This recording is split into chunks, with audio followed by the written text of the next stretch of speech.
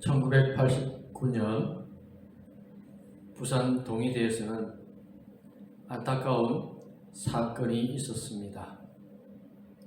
학내 문제로 인하여서 학생들과 정경이 대치하는 일이 발생하였고, 학생들이 화염병을 던졌는데 그 건물에 갇힌 정경들이 죽거나 화상을 입는 그런 사건이 벌어졌습니다. 그 사건에서 이제 곧 제대를 앞두고 있던 서원석이라고 하는 경찰이 화상으로 죽음을 앞두게 되었습니다. 말도 할 수 없고 온몸을 붕대로 칭칭 감은 이 젊은 서원석이라고 하는 이 사람이 그 붕대를 감은 몸을 가지고 자신의 마지막을 준비하면서 가족들에게 허공에 대고 꼭 예수 믿고 교회에 나가세요라고 그렇게 적었는데, 가족들은 그 말이 무슨 말인지 알지 못하였고 다시 시트에 꼭 예수 믿으라는 자신의 마지막 유언을 그곳에 쓰고 얼마 지나지 않아서 죽었습니다. 그리고 불교 신자였던 어머니가 먼저 교회를 나가시고, 많이 반대했던 아버지도 결국 교회를 나가시고, 그리고 다른 동생들도 그렇게 교회를 나가며 주님으로 믿게 되어지는 가족 구원의 역사가 일어났습니다. 오늘 본문의 이야기는 가족 구원의 이야기도 되어지만 그 속에서 우리 주님이 어떻게 일하고 계시는지를 우리가 보게 되어집니다. 먼저는 귀신 들린 여종의 이야기입니다. 바울이 빌립보 지역을 다니면서 복음을 전했습니다. 그런데 그 동네에는 귀신을 들려서 점치는 한 여종이 있었습니다. 이 여종이 바울 일행이 복음을 전하는 곳마다 쫓아다니면서 이런 말을 합니다. 이 사람은 지극히 높은 하나님의 종으로서 구원의 길을 너희에게 전하는 자라고 하였습니다. 맞는 말입니다. 그런데 귀신 들려서 괴성을 지르면서 이런 말들을 막 쏟아내면 사람들이 어떻게 생각할까요? 무섭다고. 그 소리가 좋은 소리로 들리지 않았을 것입니다.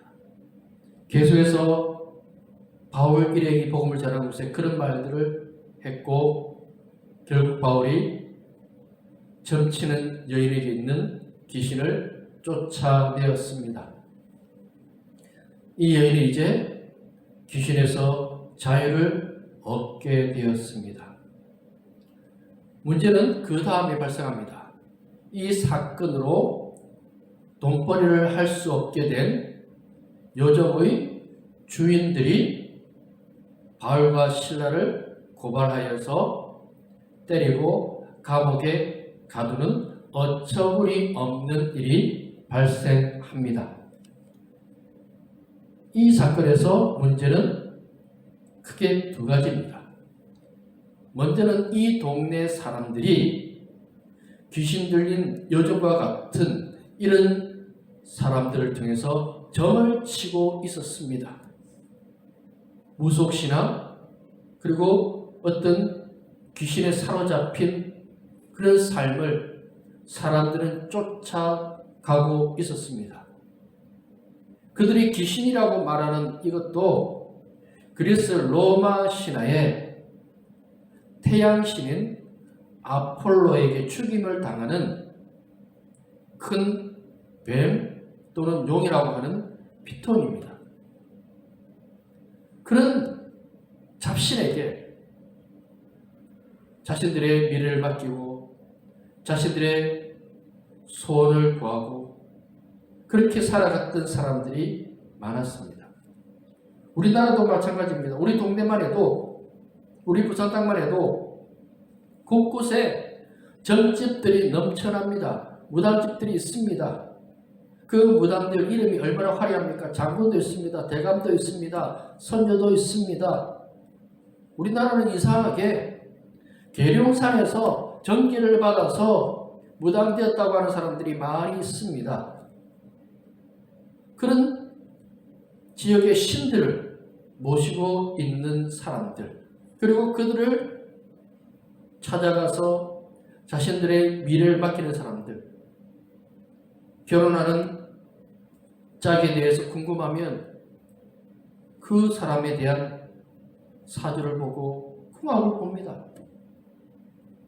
정치인들도 마찬가지입니다. 그들도 이번 선거에 될지 말지에 대해서 그런 점치는 모습들이 얼마나 많이 있는지요. 한 유명한 연예인이 내림굿을 받았습니다. 그리고 그 무당에게 굿을 받으려면 5천만 원이나 내야 한다고 합니다. 그런 일이 지금 우리에게도 일어날 뿐만 아니라 2000여 년 전 빌립보 지역에서도 그런 일이 일어나고 있었습니다. 왜 그렇습니까? 사람들 속에 두려움이 있습니다. 염려가 있습니다. 걱정이 있습니다. 그것을 귀신에게 맡기고 있습니다. 귀신이 주는 두려움. 귀신은 미래를 결정할 수 있는 능력이 전혀 없습니다. 사울이 귀신 들린, 그래서 점치는 그 여인 찾아갔습니다. 사무엘을 불러올렸습니다. 그것이 과연 사무엘일까요? 아닙니다. 사무엘에 사로잡힌 어떤 귀신이었을 것입니다. 사무엘이라는 이름만 빌렸습니다. 그렇게 해서 이야기했습니다. 그래서 사울이 죽은 겁니다. 하나님 안 찾고 점치는 여인, 귀신의 빙이 되어서 어떤 말을 하는 그런 여인, 그것이 그를 죽음으로 내몰았던 것입니다. 우리에게 가장 중요한 분은 예수 그리스도입니다. 그런데 사람들은 자신의 두려움과 염려와 걱정을 그런 세상적인 방식으로 풀어내려고 하고 있습니다. 사람들은 과학을 말하면서도, 이성을 말하면서도 여전히 두려움이 있습니다. 박사들인데요, 최고의 석학들인데요, 대기업 회장들이 오히려 점치는 사람들 더 찾습니다. 대학 교수도 찾습니다. 사회 엘리트라고 하는 사람들도 그렇게 찾아가는, 왜? 두려움이 있으니까. 그 두려움을 죽게 구하면 되는데 사람들은 몰라요. 그래서 점치는 여인, 귀신 들려서 점치는 여인에게 자신들의 삶에 대한 이야기를 하고 있었던 것입니다. 또 하나의 문제는 점치는 여인을 통해서 돈벌이를 하고 있던 주인들입니다. 이 여인 한 명을 통하여서 아마 주인이 여러 명 있었던 것 같습니다. 이 여인의 정신이 말짱해졌습니다. 이제 그녀는 더 이상 귀신 들려서 점치지 않는 정상적인 삶을 사는 사람이 되었습니다. 이들은 화가 났습니다. 자신들이 돈벌이에 쓰임받아야 할 귀신 들린 여인이 정상인이 되어서 더 이상 이제 점을 못 칩니다. 점을 못 칠 그 여인, 온전한 정신을 가지고 살게 되었습니다. 귀신 들린 건 그 삶을 망치는 것입니다. 귀신이 하자는 대로 합니다. 귀신이 자기하라면 합니다. 예수님을 찾아온 그 아버지가 예수님께 그런 말 합니다. 예수님, 우리 아들이 물과 불을 구분하지 못합니다. 불의 뜨거움, 물속에 들어가서 죽으려고 하는 그런 모습들이 아마 있었을 것입니다. 그런 것들을 귀신 들려서 하고 있는 그 사람이 이제 정상이 되었으면 놓아주어야죠. 그런데 그들에게는 더 중요한 것이 있었습니다. 돈이 그들의 신이었습니다. 그녀가 정상이든 뭐든 상관없습니다. 우리에게 돈벌이만 되면 그녀가 왜 정상으로 사느냐? 돈이 더 중요한데 우리 또한 그렇지 않습니까? 돈의 노예가 되어지지 않고 있습니까? 돈은 수단입니다. 삶을 살기 위한 수단입니다. 그것이 사람보다, 주님보다, 그리고 나보다 더 소중한 존재가 되어지는 그런 시대를 우리 지금 살고 있습니다. 돈이 신입니다. 아니요. 주님이 우리의 진짜 주인이신 신입니다. 돈의 노예가 아니라 돈을 다스리는 사람, 삶의 도구라는 것을 온전히 깨닫고 잘 사용할 수 있는 청지기의 정신이 우리 가운데 있어야 합니다. 다 가질 수 있다가 아니라 이것을 통하여 섬기며 나눌 수 있다는 마음을 가질 때 이런 잘못된 삶에서 벗어날 수 있는 것입니다. 두 번째로 바울과 실라는 빌립보 감옥에 들어갑니다. 그곳에서 기도하고 찬양합니다. 22절 23절을 보면 바울과 실라가 많은 매를 맞고 감옥에 갇혔다고 하였습니다. 수십 대의 매를 맞았습니다. 온몸 피투성입니다. 쓰라립니다. 그리고 차고에 채워집니다. 그 착고는 움직일 수 없도록 발을 묶어두는 장치입니다. 습합니다. 냄새납니다. 그리고 맞았습니다. 왜 맞습니까? 맞을 이유가 없습니다. 억울하잖아요. 맞을 이유가 없는데 누명 쓰고 감옥에 갇힌 바울과 실라 잠이 오겠습니까? 이를 버득버득 깔면서 자신을 고발했던 사람들 원망할 수 있습니다. 그런데 바울은 실라는 그렇게 하지 않았습니다. 그들은 한밤중에 일어나서 기도하고 찬양하였는데 그들의 기도와 찬양 소리를 옆에 있던 제수들이 들었다라고 하였습니다. 우리에게도 억울한 일이 있을 수 있습니다. 힘든 일이 있을 수 있습니다. 풀리지 아니하고 해결되어지지 아니하고 앞이 보이지 아니하고 걱정되는 문제들 우리는 매일 그런 삶의 문제를 두고 살고 있습니다. 그럴 때 하나님 내 인생 왜 이렇습니까? 부모를 잘못 만나서 환경이 이러해서 삶이 이러해서 내가 가진 것이 없어서 이 모양 저 모양으로 사람 원망하고 환경 탓하고 부모 원망하고 그렇게 살아가면 그 삶이 나아집니까? 아닙니다. 더 힘들고 아프고 괴로운 삶을 살 수밖에 없습니다. 이스라엘 백성들이 광야에서 왜 벗어나지 못했습니까? 광야는요 사실은 풍족한 삶입니다. 애굽에 있을 때 그들은 노예였습니다. 눈 뜨면 벽돌 만들어서 성 쌓는 일을 했습니다. 그리고 감독들이 일 못하면 때렸습니다. 언제 죽을지 모르는 노예로서의 삶을 살 수밖에 없는 사람들이 이스라엘 사람들이었습니다. 그 사람들이 광야로 나와서 만나 먹고 외출하게 먹고, 그리고 그들에게는 소도 양도 있었습니다. 그것도 먹을 수 있습니다. 그런데 그들은 끊임없이 원망하고 불평했습니다.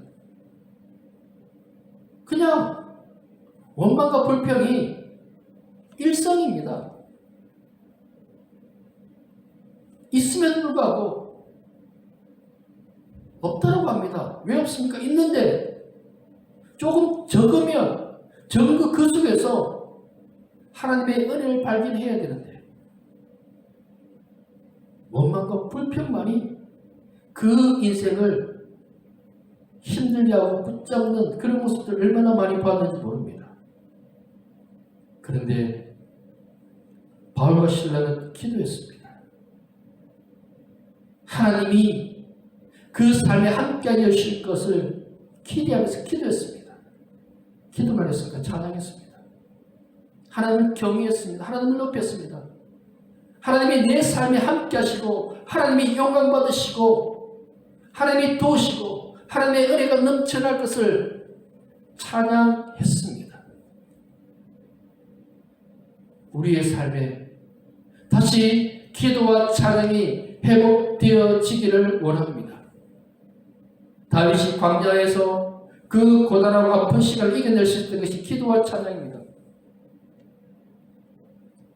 시편 23편에 그는 사망의 음침한 골짜기를 다니고 있다고 했습니다. 그런데 그는 찬양합니다. 여호와는 나의 목자시니 내게 부족함이 없습니다. 그것이 찬양이잖아요. 그렇습니다.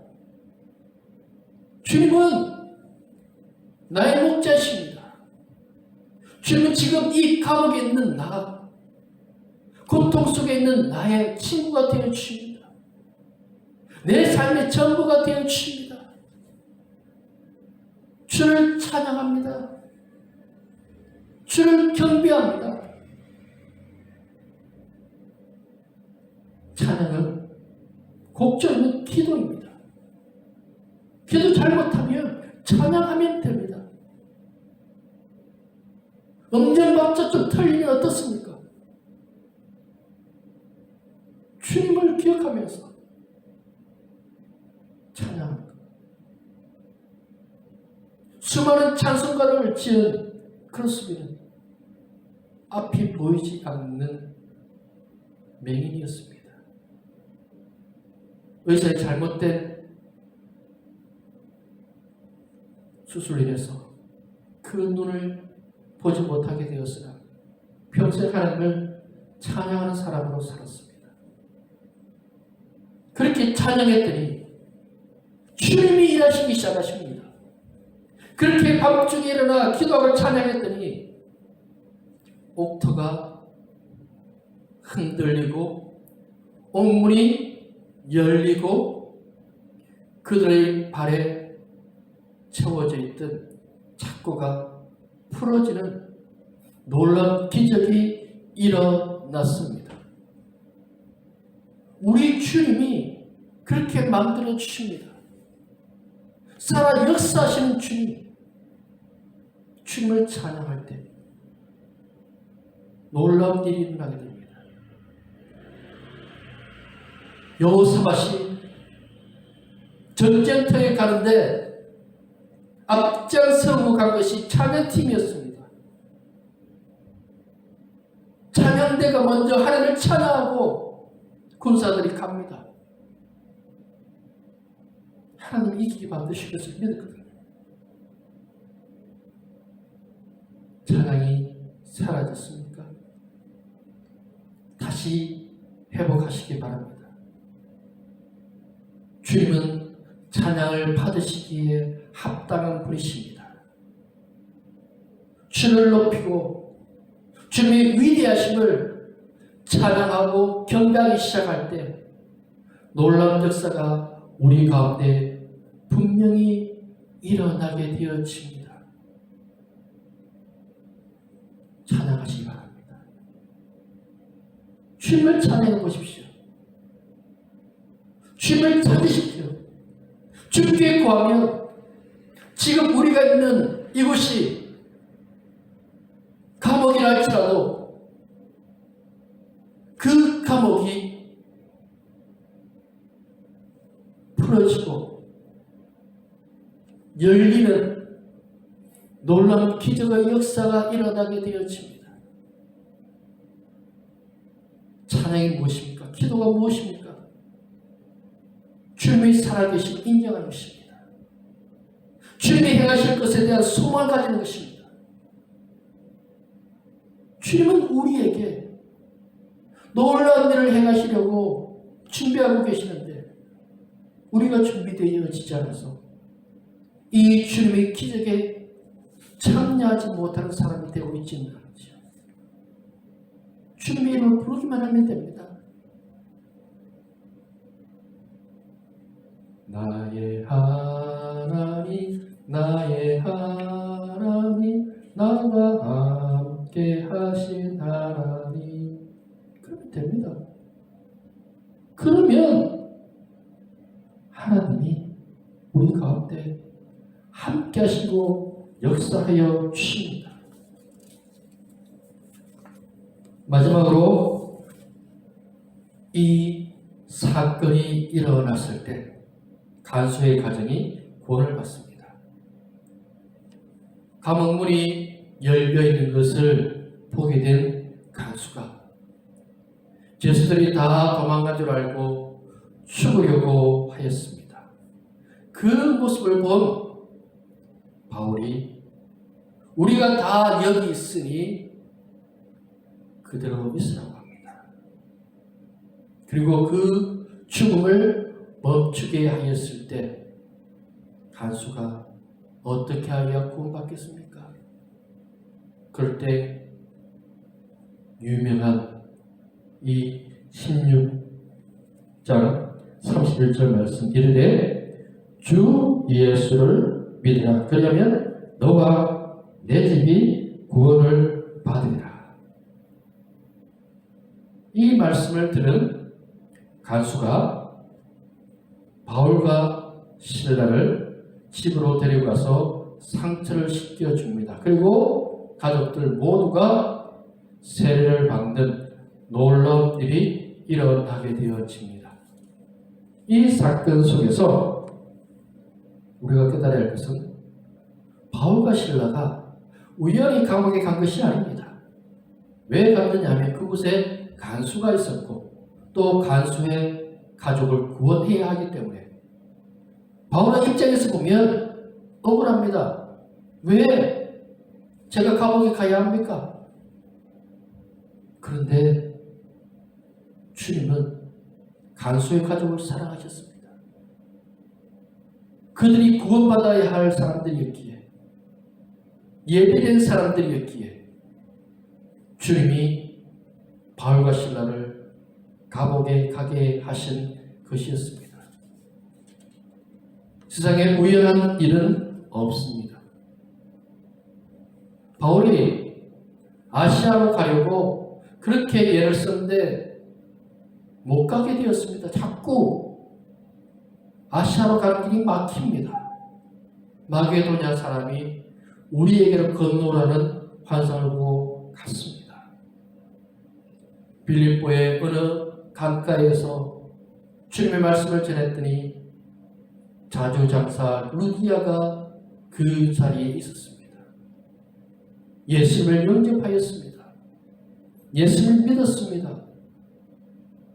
가족의 구원의 역사가 루디아로부터 먼저 시작되어졌습니다. 귀신 들린 여정도 빌립보에 있었습니다. 그리고 간수의 가족도 구원받아야 했습니다. 그러므로 주님이 이런 일들을 통하여서 구원의 역사를 이루셨던 것입니다. 바울이 우연히 다메섹으로 가던 중에 주님을 만난 것이 아닙니다. 주님의 계획하심이 있었습니다. 성령에 끌린 빌립 집사가 광야에서 에티오피아 내신을 만났습니다. 그게 우연입니까? 빌립 집사가 가는 길이 아닙니다. 그런데 성령께서 그리로 가라. 왜요? 누굴 만나야 되니까. 지금 우리의 직장이, 우리가 살고 있는 곳이, 우리의 교회가 그냥 우연히 이곳에 있습니까? 여러분들이 일하는 직장이, 가게가, 만나는 사람들이 그냥 우연히 그런 사람들입니까? 우연히는 없습니다. 그곳에 분명히 주님의 역사심이 있습니다. 주님이 예비한 영혼들이 분명히 있습니다. 그것을 우리가 깨달아야 합니다. 이곳은 그냥 내가 내 돈을 벌기 위한 곳, 내가 만나는 사람들, 그냥 나와 관계 맺는 사람들, 그렇습니까? 아니요. 그 속에서 주님이 원하시는 것이 분명히 있습니다. 그것을 우리가 발견하고 주님의 일을 행하는 그런 지혜와 은혜가 우리 가운데 있어져야 하는 것입니다. 그런 은혜가 우리 가운데 있어야 합니다. 교도소 계장으로 일했던 박효진 장로님은 아내에 의해서 전도받아서 교회를 갔습니다. 하지만 집사라는 직분은 있었지만 진짜 예수를 믿지 않았습니다. 어느 날 목사님의 설교를 듣고 진짜 예수를 만났습니다. 그전에는 제사자들 욕하고 때리고 그것이 그냥 삶의 한 부분이었습니다. 그러다가 예수를 믿고 난 다음에 자신과 가장 적대적인 제수를 불렀습니다. 그 앞에 무릎 꿇고 누구누구야? 내가 참 미안하다. 그리고는 울기 시작하면서 예수를 전했습니다. 그랬더니 그 제수자도 같이 울면서 예수를 믿게 되었습니다. 지금은 시행하지 않는 사형수들을 마지막에 사형시키는 그 순간 다가오는 그 사람들에게 복음을 전하기 시작하겠습니다. 며칠 있으면 죽음을 앞두고 있는 그 사람들에게 예수를 전하는 것이 그의 사명이었습니다. 사람들이 변합니다. 수많은 사람들을 죽였던 그 사형수들이 예수 믿고 변화되는 것을 그는 보았고 감정하고 있습니다. 지금 우리가 있는 그 자리가 무엇을 하는 자리입니까? 영혼을 살리는 자리가 되어야 합니다. 바울이 그 자리에서 그냥 나가면 됩니다. 그런데 바울은 나가지 않았습니다. 이곳에서 분명히 주님께서 하실 일이 있을 것이라는 마음을 가지게 되었습니다. 왜냐하면 그는 기도의 사람이었습니다. 그리고 영혼에 대한 사랑으로 준비되어진 사람이었습니다. 그러므로 간수를 만났고 간수의 가정에서 주의 말씀을 전하며 그 가정이 구원받는 놀라운 일이 일어나게 되어졌던 것입니다. 우연은 아니지만 또 중요한 것이 영혼 사랑으로 준비된 사람이 있을 때 그곳에서 주님이 일하시는 것입니다. 그냥 평범한 사람들이었다면 그 간수는 주의 말씀을 들을 수 없습니다. 그 자리에 바울이 있었기에 주의 말씀을 전하고자 자신의 목숨을 조금도 아깝게 여기지 아니하는 전도자 바울이 그 감옥에 있었기에 주를 만나는 놀라운 역사가 간소의 가정에 있었던 것입니다. 그러므로 우리는 먼저 기도해야 합니다. 주님, 제가 먼저 바울과 같이 준비된 영혼이 되게 하여 주옵소서. 전도자의 마음을 갖게 하여 주옵소서. 한 영혼을 천하보다도 소중히 여기고 우리의 가족, 내 주변에 있는 사람들, 직장, 친구들, 우리의 이웃들을 주께로 인도하고자 하는 마음을 주옵소서. 그렇게 기도하면 우리가 전도해야 될 사람들이 보이기 시작합니다. 그리고 그들에게 나아갈 것입니다. 그들을 위해서 울면서 기도할 수밖에 없을 것입니다. 그렇게 주님의 마음을 가지고 한 영혼을 찾으면 결국은 열매를 맺게 되어집니다. 말씀을 맺겠습니다. 바울은 고단하고 힘든 삶을 살았으나 그는 가장 복된 인생을 살았습니다. 한 영혼을 살리는 사람이었기에 주님이 원하시는 삶, 한 영혼을 살리는 삶, 지금 우리에게 주어진 그 책임을, 그 사명을 잘 감당하고 있습니까? 돈 많이 버는 것, 그것은 두 번째, 세 번째입니다.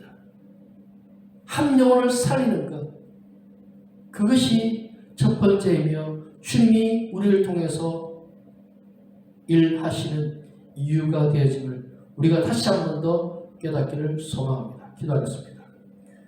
아버지 하나님 감사합니다.